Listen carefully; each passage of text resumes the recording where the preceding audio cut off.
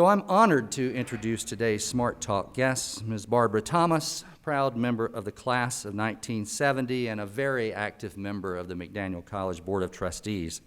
Barbara's primary residence is in God's country, the heart of South Carolina, near Beaufort. And we're extremely grateful that travel is one of the things she loves to do, because she loves to navigate the 606 miles from there to here in order to contribute her abundant talents, experience, and well-earned wisdom to a wide array of our important college committees, projects, and initiatives. And joining her here today are her son, John Gasparini, daughter Kristen Booth, many special guests, especially granddaughters Kate and Vivian. So good to have you here. And I know you like to lure Mima to come up to see you, so I'm glad you're on the front row today. Barbara Thomas does indeed love to travel, but her travel is fueled by a purpose, and that purpose is a passion to help realize the Habitat for Humanity vision, and that is a world where everyone has a safe, decent, affordable place to live. Nearly 2 billion people around the globe make their homes in less than adequate housing, and more than 100 million don't have a home at all. Habitat helps by building or renovating decent houses in partnership with those in need. Since its founding in 1976, Habitat has opened more than 1,400 local affiliates in the U.S. and more than 70 national organizations around the world, helping 6.8 million people improve their living conditions. For the past 15 years, Barbara has served this humanitarian organization as volunteer, board member, and executive director in the United States, Europe, and Central Asia. She raises community awareness, recruits volunteers of all ages, and mobilizes finances and building materials for the construction of scores of homes. Barbara has led global village building teams composed of volunteers, most with no prior experience, on 13 builds in a dozen different countries around the globe, from Mexico to Romania, Northern Ireland to India.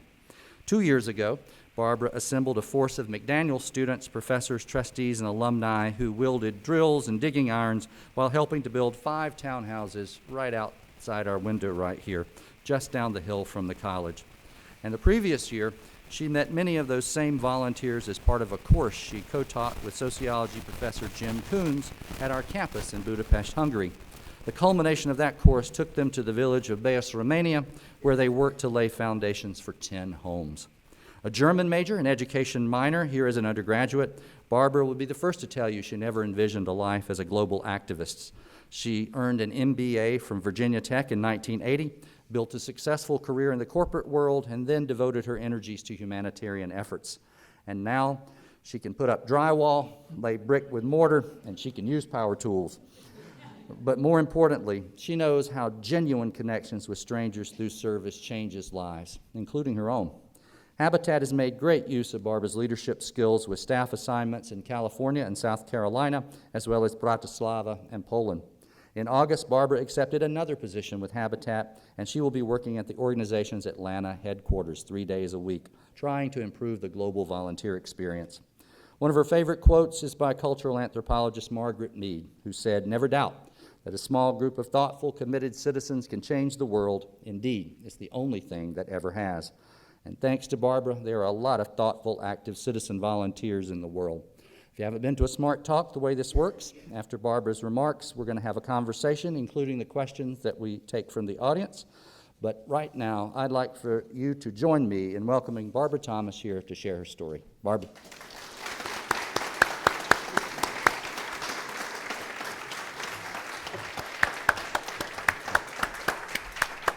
All yours.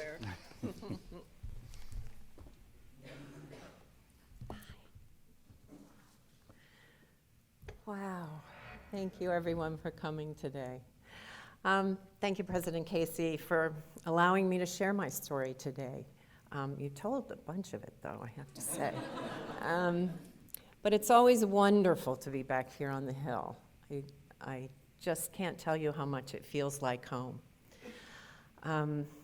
And for the students, I will say, can I enroll again? It's such a different experience today than the experience that we had, never mind how many years ago. but it does feel like home, and home is a construct that I've thought a lot about. Since I first arrived on the campus as an undergraduate, my plan was to major in German, minor in education, and then I was going to return triumphantly to my high school in Silver Spring, Maryland, to take the job of that terrible German teacher that I had there. So I think you will agree with me that those horizons are not particularly wide, but that's the vision that I had from coming as a first-generation student. I didn't expect to settle very far from my childhood home, and I thought I had a pretty clear picture about what the trajectory of my life would look like. But education changed that. Especially an immersive liberal arts education like the one you receive here on the Hill. Education made the difference for me. It has a way of providing us with not just the tools, but more importantly, the confidence to be able to venture beyond our original blueprint and become innovators in our own lives. Oh, I had no idea the places I'd go. And to further paraphrase Dr. Seuss, I had brains in my head, I had feet in my shoes, and I learned I could go any direction I'd choose. So I taught for 1 year in Pennsylvania, not Silver Spring, while my first husband was in graduate school. And after moving to Virginia, I became mother to the fabulous Kristen, attended evening master's degree classes, and I earned my MBA from Virginia Tech, all while working in a series of challenging, if not particularly satisfying jobs, some on the Hill in banking, publishing, and the legal industry. We'll fast forward now to a move to Orange County, California, and more management jobs in defense and telecom. And after all that, and 2,600 miles from home, what I thought was home, I found the work that truly called to me, and which has fully engaged me for the past 20 years. I was a stay-at-home mom, looking for a meaningful way to spend some mornings while my awesome son, John, was in school. I had never volunteered before, but I was interested in engaging with the community, and I'd always been inspired by Habitat's mission to vision of a world where everyone has a simple, decent place to live. Doesn't everyone deserve a simple, decent place to live? At an orientation meeting for the Orange County Habitat affiliate, I learned that its family selection committee was about to begin working and needed volunteers. Well, I thought, I have good organization and communication skills. Hey, I could do that. So, and because we would be interviewing Spanish-speaking families at some point, I coaxed, shall we say, my husband Tom into volunteering alongside because he does speak Spanish fluently. We interviewed many families, but the one that I remember the most is Raul and Mercedes Martinez. They lived with their 2 little boys in a decent house in Mission Viejo with 2 other families. Each family had a bedroom, and they shared the common spaces, the living room and the kitchen. Raul drove a trash truck, and when he got home from work, Mercedes went down to the local grocery store and bagged groceries. So they shared the child care responsibilities between them. At the end of the selection process, Tom and John and I had the privilege to go back to that house and present them with flowers and balloons to celebrate the fact that they had been accepted into the Habitat program. And that was a moment that I will not forget. It was an awesome moment. I knew this was something that I could do, that I could care about, that I could be passionate about. So Tom and I signed up to be their family partners and saw them through the process of becoming a homeowner, doing their training, getting their 250 hours of what we call sweat equity, and becoming homeowners. Soon after that, I was invited by the Orange County Affiliate's executive director to assist with fundraising, and I eventually joined the board, chaired strategic planning, became board chair, and later their executive for a short year before we moved to South Carolina. You see, in Habitat, I had found both an intellectual and a spiritual home, a home with a welcome mat that spreads across the United States and around the world. When my family moved back east to South Carolina in 2002, one of the first things I did was call Low Country Habitat for Humanity in Beaufort. I didn't hear back from them. And I even said I would do fundraising. Can you imagine? Bill? But soon after that, I met the president of the United Way in town, and I learned that this affiliate was in need of revitalization. So at her request and with funding from the United Way, I agreed to serve as their executive director for 6 months, sort of bring them back to life a little bit. 3 years later, my team and I had recruited a board. We had committee leadership in place. We had purchased property. We were building several homes. We had opened a restore. By the way, how many of you have been to a Habitat restore? Oh, look at that. Awesome. For those of you who have not, a restore is Habitat's version of a charity shop.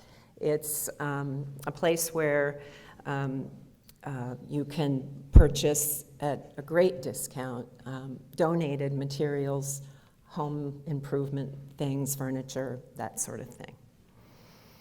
So Google Habitat Restore and find one near you. I highly recommend it. I feel very proud that I was able to sort of rebuild that Habitat for Humanity affiliate. We even did a builder's blitz, if you know what that is.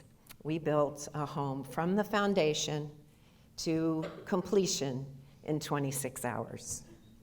We did. Now, we didn't. The hint is in the name, builders. So we recruited professionals who did the work. We kept them entertained, well, them and the inspectors who stayed who stayed through the night. We kept them entertained, hydrated, and fed. But after 3 years, I thought I was ready to retire again. I'm not good at it. I hired an executive director and was done with that. So what's next? I began looking farther afield for my next opportunity. And so far my work had been domestic, and I knew Habitat was an international organization, so I thought, well, let's see. Although building is its most visible work, Habitat is involved around the world in advocacy, secure land tenure, clean water, disaster response, women's housing rights, and more. So where should I start? Well, Global Village is a domestic and international short-term trip program.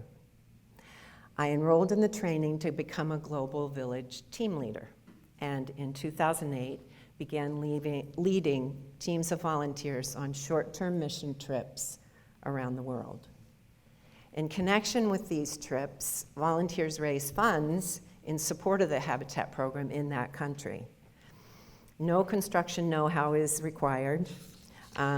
We learn on the job from our hosts and from the professionals that are on the site. People from all over the world step forward to volunteer, and over the course of the past 8 years, I've had the pleasure of recruiting team members from 10 different countries and shepherding 13 teams on building trips to 11 countries. and I'm going to name them all. Mexico, but I'm going to read it. Mexico, Romania, Costa Rica, Poland, Northern Ireland, Armenia, Macedonia, back to Romania with McDaniel, whoop, whoop, Malawi, Portugal, Armenia, India, and Jordan. I will lead a team to Brazil in November, and I hope to lead 2 teams next year to Argentina in April and back to Jordan in August. We're going to do a hiking and building trip to Jordan. So one day, about 6 years ago, and I really honestly don't know why, I looked on the Habitat employment website, and I saw a listing for a 6-month assignment at Habitat's regional office in Bratislava, which is the capital of Slovakia. Very good. But you lived there for a time, that's not fair. The position was for the project manager for the first housing forum for Europe and Central Asia. And I thought to myself, hey, I could do that. So sending in that application led to living and working in Europe for most of the next 3 years. While living in Bratislava, I traveled often to Budapest, where the conference would be held, and I connected right away with McDaniel faculty at our campus there, who helped me recruit 10 students to participate in the forum. This was a Habitat collaboration with the UN Development Program and the International Red Cross, and our students were amazing. As it happens, when it was time 2 years later for the second Housing Forum for Europe and Central Asia, I recruited my college roommate, Jane Shapiro, to lead that effort. And so she came over to Bratislava from New Hampshire, and we were roommates again. Never mind how many years later. That first international assignment led to another. I helped Habitat Northern Ireland to write a business plan and open the first restore in Europe. I am delighted to report that in addition to their restores south of Belfast in Lisburn, today they opened their second store north of Belfast in Ballymena. So after living in Belfast for 2 months, it was back to Bratislava for another assignment. This time I was overseeing the Global Village program for the region, covering a maternity leave for a year. And during that time, I co-led the course with Jim Kuntz, who is somewhere in his very fancy shirt. Where are you? There he is. This was a course on housing. We led part at our Budapest campus and then part in Bayeux, Romania.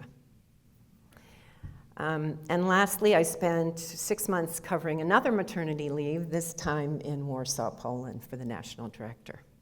Anyway, through these years, aside from the management activities, I've acquired concrete skills, like how to mix concrete, and how to use power tools, and put up drywall, and build a house in Africa, and sift pebbles in Armenia, and bend rebar in Macedonia. Things I never imagined that I'd ever do. But most of all, I have learned to feel at home in the world. Spending time with the local community is essential to every Habitat build, whether it's domestic or international. And the host coordinators make sure we get to know the people who live in the cities and the towns and the villages where we work, and that they get to know us. I'll never forget the moment in Ameca, Mexico. Say that 3 times. Ameca, Mexico. During my first international build in 2008, members of the community held a fabulous feast at the end of the week to celebrate and thank us, and we had wonderful fellowship together. And at the end, we all stood in the circle, and the local folks were giving us presents, corn husk dolls and terracotta little houses that they had made as thank you gifts. And then people began to just make impromptu speeches of thanks. We thanked them, they thanked us. There was lots of thanking. But then Miguel, a 12-year-old boy, stepped into the circle and said in English, "I can't believe you came all this way to help us. I just can't believe you came." And at that moment, I realized that writing checks isn't enough. You have to go. Somebody has to go.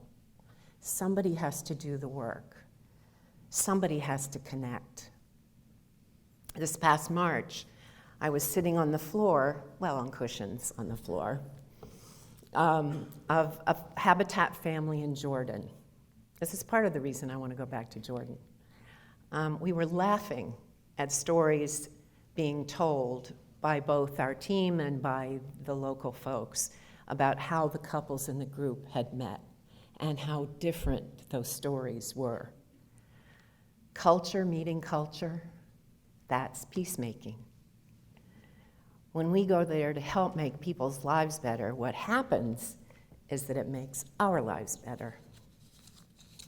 If I had a chance to talk to my college freshman self, I would probably quote Dr. Seuss and encourage me to follow my curiosity, revel in the liberal arts, get involved in clubs, find the thing that I care most about, and trust myself to pursue it. So, you're off to great places. Today is your day. Your mountain is waiting. So get on your way. Thanks, everybody.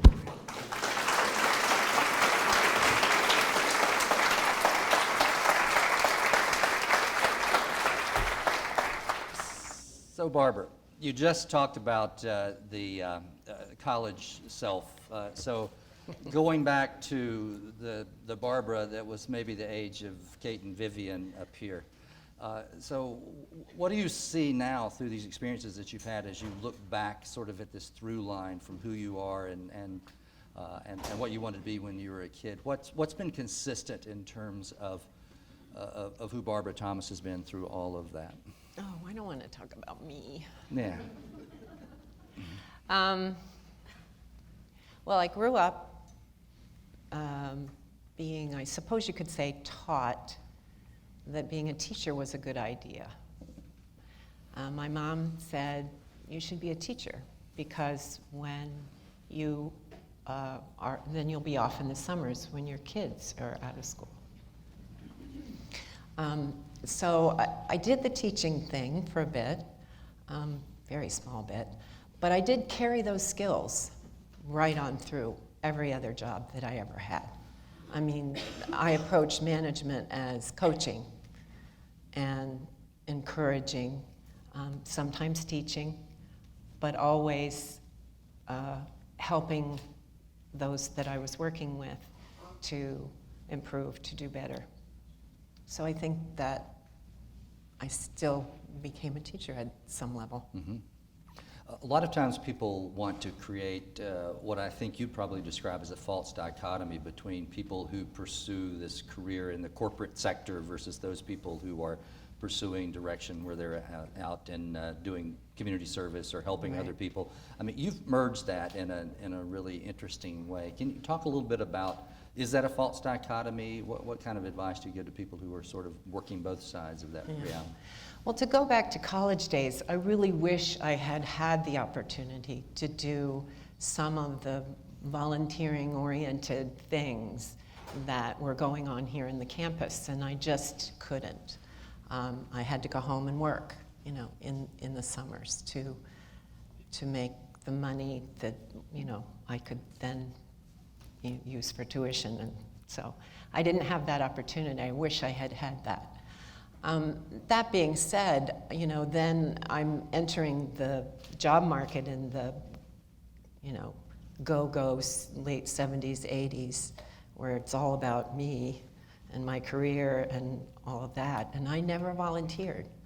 I know my mother did, so it wasn't that I hadn't learned that that was the thing, but I guess I was focused otherwise. I do think it's possible to combine the two. I do think it's possible to to have a corporate, career, and also to give back to your community by serving on boards or in other ways, by walking down the hill and, building on the Habitat site right down the hill. Well, this is a generation of students now, most of whom have had required community service as part of their educational experience. Is that a good thing, or is that maybe not, maybe problematic? Well, it certainly could be problematic, but I think for the most part it's a good thing if it's done with reflection. I think simply going out and hammering on a day and then going home and, not thinking about it anymore really doesn't get the job done. If the volunteering or the experience out in the community is combined with some reflection on that, what does it mean to you? What did you learn today? How do you see the world differently today?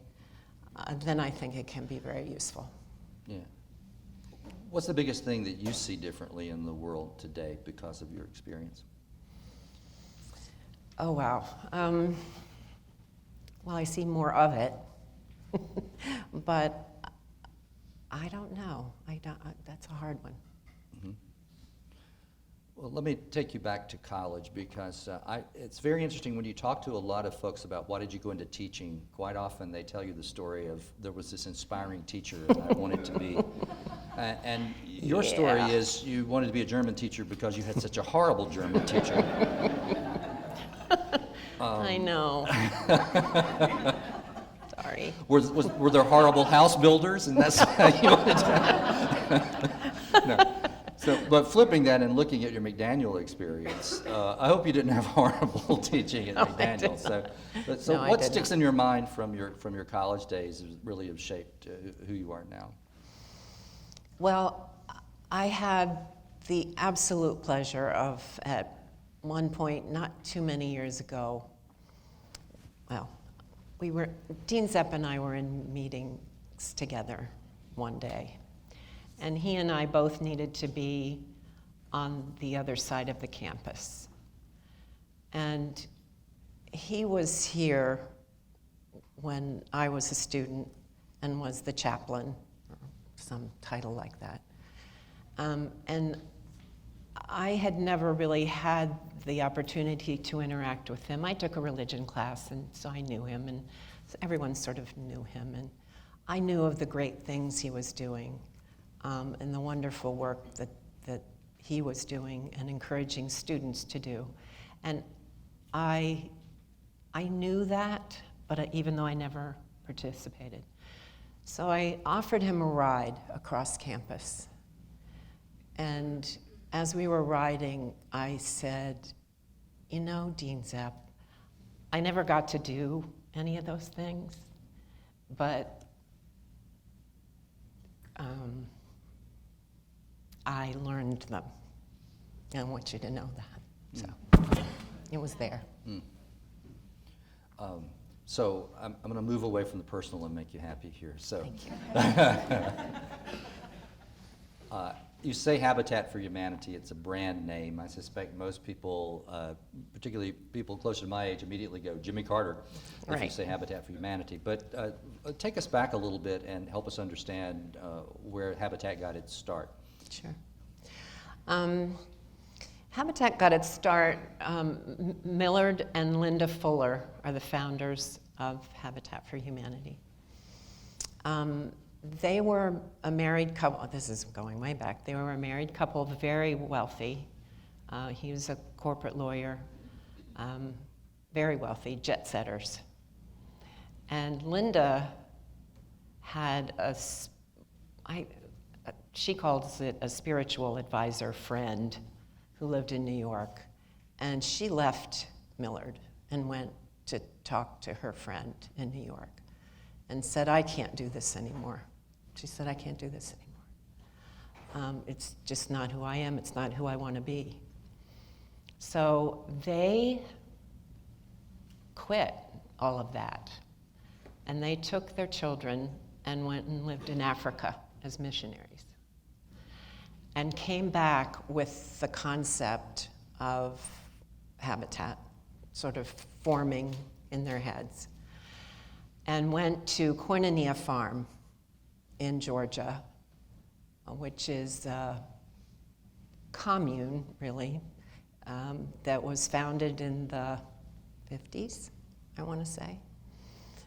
Black and whites together, very unheard of in those days. Connected with Clarence Jordan, who ran that and had founded that, and began to talk more and more about the concept, and then actually founded Habitat for Humanity in 1976. Actually, a friend of mine was the first person to open Habitat in Zambia. I ran into him when I was recruiting board members in Beaufort. And he's one of two people who had an architectural firm that at the time was doing all of the legal work all of the architectural work for this small affiliate. And got to talking to him, and he had started Habitat Zambia. It's just random.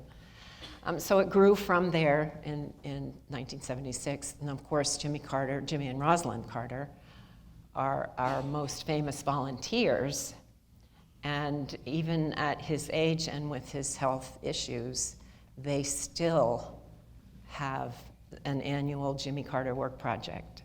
I just learned a couple of days ago that next year's Jimmy Carter Work Project is already in the planning stages. It will be held in Canada, because Canada will be celebrating its 150th birthday, and they are going to build 150 homes during that week. And the other thing I'll tell you about Jimmy Carter is, which you can probably already imagine, is he's not there for the photo ops. He's an engineer by training. And I have a friend who told me one time when the Jimmy Carter Work Project was in Atlanta, and she was a fundraising or special events person on staff. And so she was around the site all of the time. She happened to be out on the site just checking on things at like 2 a.m. And here was Jimmy Carter on his house. He is always the house leader of one of the houses in the program. And he and Rosalind work on that house together. He was out there at 2 a.m. measuring to be sure that the work had been done properly and correctly, and preparing for the next day so that his team would have a successful experience. It's just the kind of guy he is. So now we're in 65 countries with operations that don't always include on-the-ground volunteers. A lot of our huge impact programs are advocacy, where we are changing national laws around housing and obtaining access for thousands of people to decent housing. So Habitat, did it begin with an international focus because of their Africa experience, or did it gradually start moving international with building? No, it started in the U.S. There are, I don't know the number, but more than 1,000, I think it's 1,700 at one point, Habitat affiliates throughout the United States. And our operations are in 65 countries, but they're on every continent, well, except, the cold ones. But no, yes, absolutely. So you've been involved with really bringing together volunteers in international sites. Those volunteers are American, those volunteers are international. Mm-hmm. The cultural integration and the issues that must involve culturally seem to be huge. And I think about one of the first rules of volunteerism with the Hippocratic Oath of just first do no harm. Yes. How do you go about preparing people for the kind of cultural exchange and cultural interaction that are going to be happening, particularly with the way Habitat works with the local homeowner to build a house? Right. The training is good.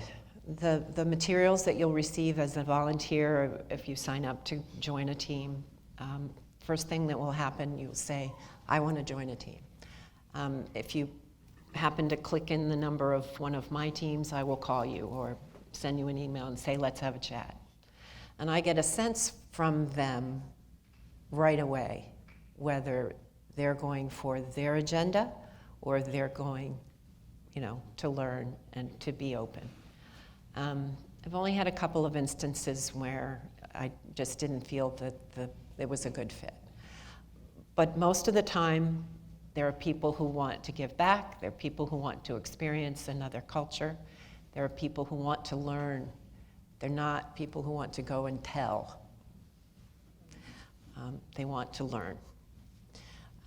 And the materials that are provided by the host country help us not to make gestures that are inappropriate in their country or some of these things. And then my role as a team leader is to assure that they are doing no harm.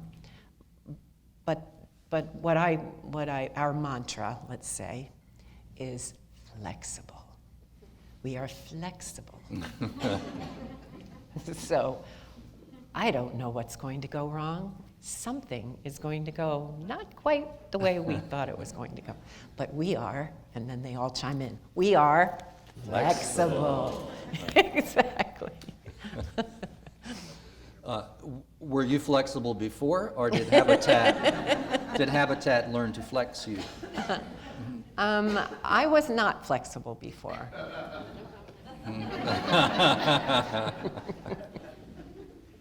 No, let's just, no. And that's the end of that story, all right. No, I've learned a lot from that over the course of a career. I mean, you learn things. You have supervisors who tell you things. And I learned a lot. Seriously. Bratislava, Belfast, Malawi, Jordan, these seem like four pretty dramatically different cultures to be working in. Yes. How do you reshape what it is you're doing when you're on the ground in various cultures like that? Our team is always with a host coordinator. This is a person who speaks the local language, who knows the drill, and we follow. In Malawi, we spent a week in a dirt village with some of the happiest children I've ever seen. We spent a lot of time playing with children, and they spent a lot of time just sort of asking us questions by way of their interpreter, and just being fascinated with us as we were with them. We learned so much about the local cultures, but yes, Jordan, we were sitting on the floor eating our meals. It's very rich. Mm-hmm. Yeah. Housing and affordable housing, if you could wave your magic wand and make sure that people in this country particularly understand what are the critical issues about affordable housing these days, what are the important things that we need to know? Well, globally, they are secure land tenure. There are people living on land that they don't necessarily have title to and can easily be thrown out at any time. So that's a security, a safety, a basic need. I would also say that advocacy simply to change the laws around housing, some of the barriers to housing, is very important work. And again, this is not work that volunteers can do. So it's not the visible piece. We do have some volunteers engaged in water and sanitation projects, which are also critical. We can reach a lot of people and improve their lives dramatically simply by ensuring that they have access to clean water. It's something we never think about. Just turn the tap, there it is. But there are people, well, for example, the village in Malawi, the women went not far, thankfully, but they had to walk a distance to the central spot that had a pump. And they would stand there and do laundry and gather water to take back to their huts. So that's significant. Could you give us an example of the kind of policy change you're talking about, some of the global issues you're dealing with? Yes. There's a program now that is quite large within Habitat called Solid Ground. And this is the Advocacy for Land tenure rights. And they have seen improvements in Poland by changing a law that affected thousands of people. So, it's a bigger piece. It's a way that we can reach many more people than by building a stick-built house, on a plot of land. Mm-hmm. And that's the hard part for Habitat today, is to translate that energy for going and hammering into doing other kinds of habitat work that will reach more folks.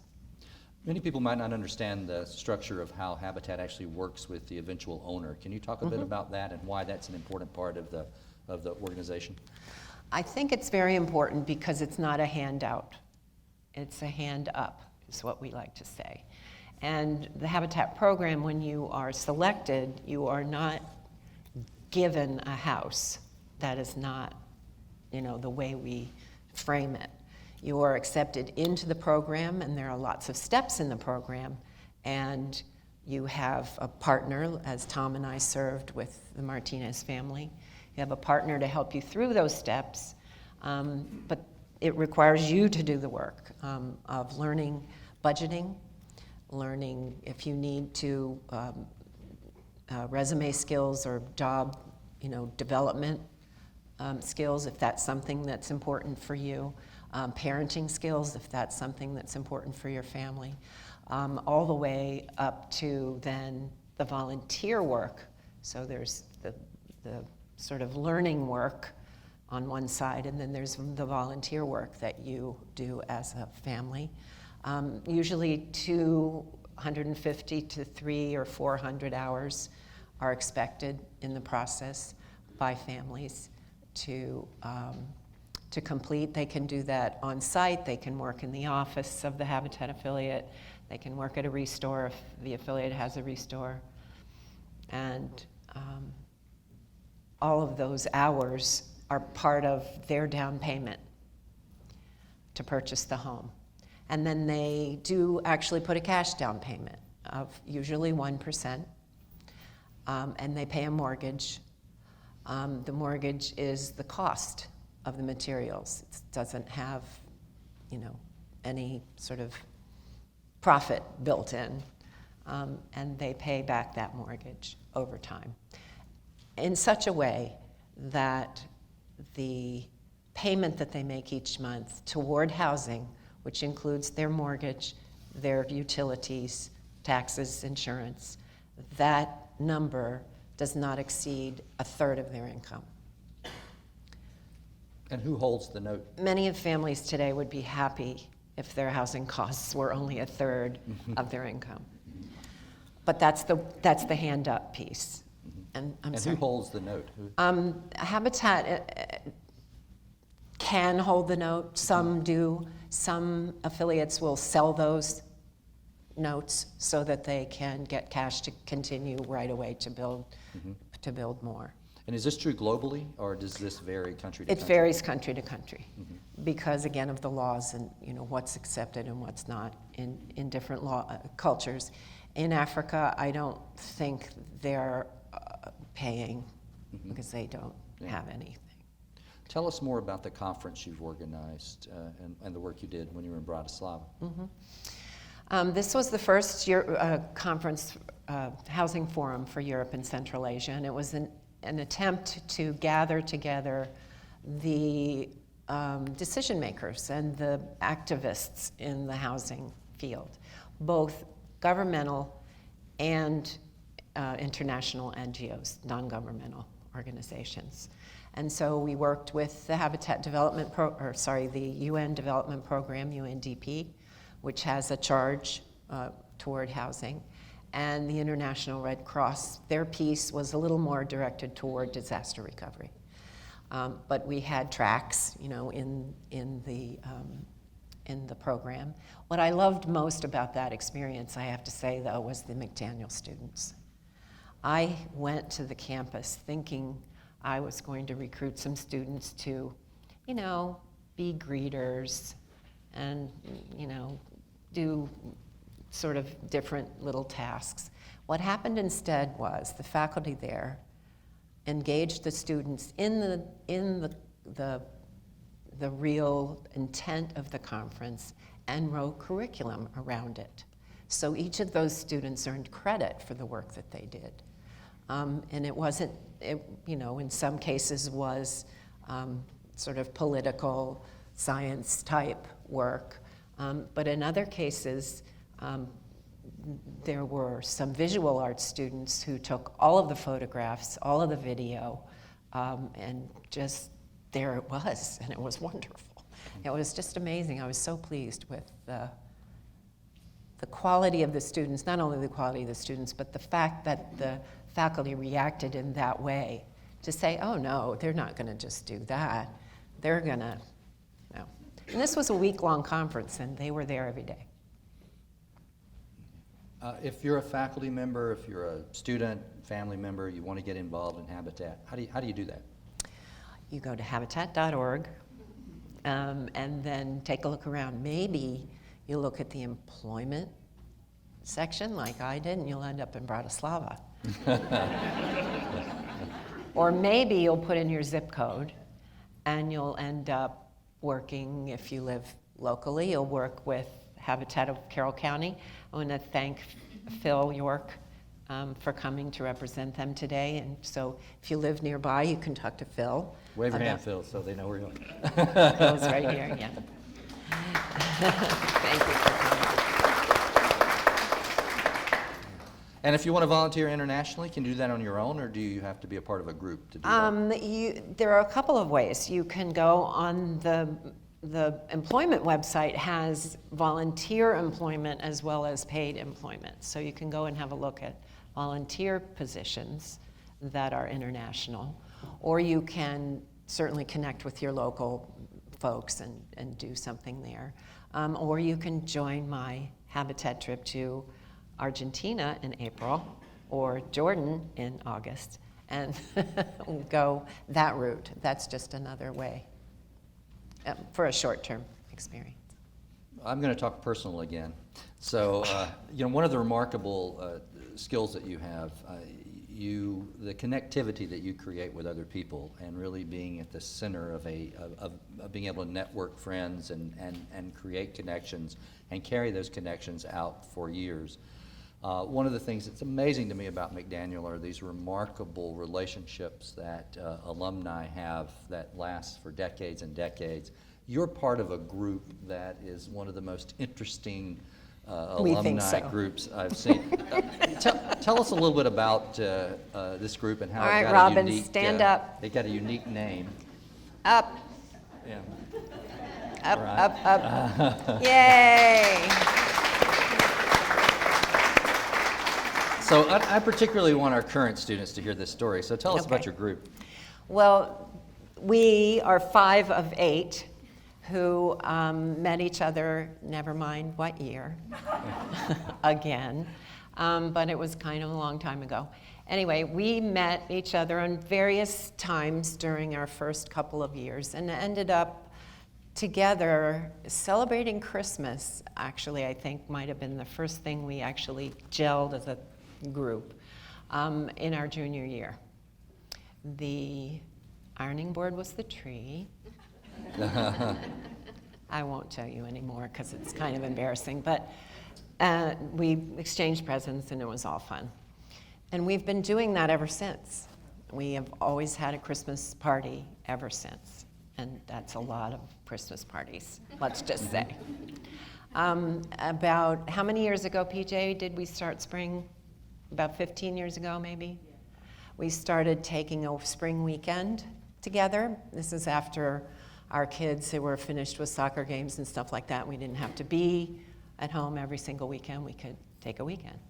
And so we have been doing that ever since. When most of us turned 60, we went to Quebec City for a week, which was awesome.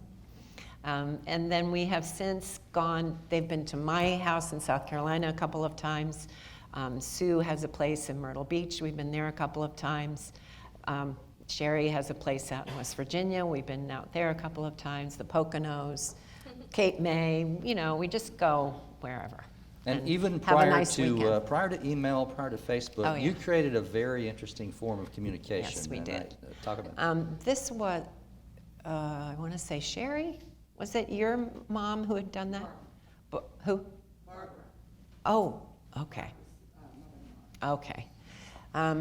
Another, Barbara Shelton's mother-in-law, had done this, where there's this envelope, because there's no email, okay? There's this envelope, and it has a letter in it from each of us that says what's going on in our lives. Because we're living all over, Barbara's in grad school, and, we're here, we're there. And you don't call each other, it's too expensive. There were long-distance charges. I'll explain long distance to you later. It was a thing. So we had this letter, and we called it the round robin letter, because when you got it, you would take your old letter out and keep it, maybe, throw it away, write another letter that said what was going on in your life now, read all the other letters to see what was going on in their lives, put it in, mail it to the next person. And then they would do the same.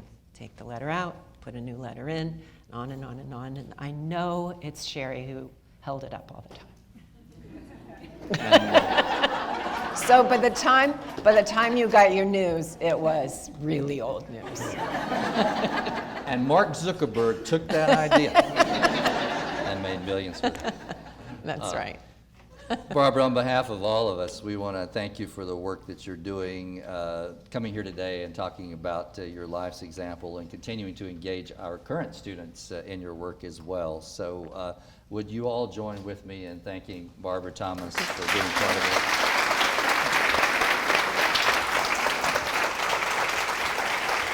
Thank you.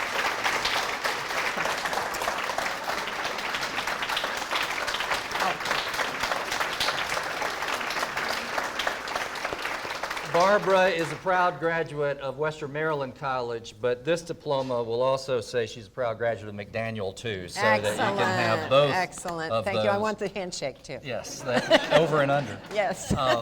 Thank you for being here. On October the 26th, we'll have our next Smart Talk with Randy Day, who is an alum and the Chief Operating Officer for Purdue Foods. And also today we have a lot of wonderful things happening. At 1 o'clock, please join us for a football game or a men's soccer game. At 4 o'clock, we have women's soccer and volleyball. And families, enjoy your time here, and we hope to see you back again soon. Thank you very much for being a part of Family Weekend. Quick, take one here. Can we get you back? Right, thank you.